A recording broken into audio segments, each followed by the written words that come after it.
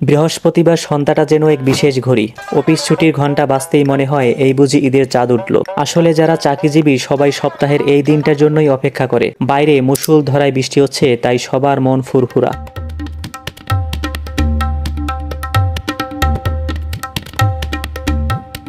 আজকে রাতের খাবারের মেনুতে খাসির মাংস।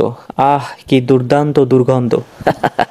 It's part of the jokes. স্বাভাবিকভাবে খাসির মাংসে যে গন্ধটা থাকে, এখানে সেম সেই গন্ধটাই পাচ্ছি। অবশ্য এই গন্ধটা রান্নার পরে আর থাকে না। যারা খাসির মাংস খান না বা পছন্দ করেন না, তাদের জন্য এক বালতি সমবেদনা। খাসির মাংসের একটা আলাদা রাজত্ব আছে বাঙালিদের ঘরে। কারো বিয়েতে খাসির রেজালা, আবার কারো ঈদে মাংসের খিচুড়ি। যে যেভাবে পারে একে ইউজ করছে।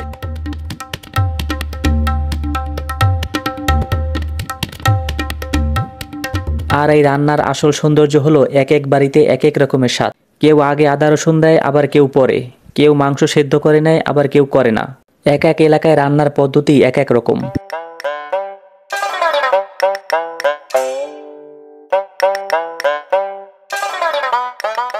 আসলে এটা যার যার ব্যক্তিগত ব্যাপার। যে যেভাবেই রান্না করুক না কেন, মূল কথা হচ্ছে রান্নার স্বাদ। আবার ভালো রান্না মানেই কিন্তু শুধু স্বাদ নয়, স্মৃতি, ঘ্রাণ আর একটা সুন্দর মুহূর্তের গল্প। এই মুহূর্তটাও ঠিক তেমনই ছিল আপনার, আমার আর এক প্লেট খাসির মাংসের গল্প।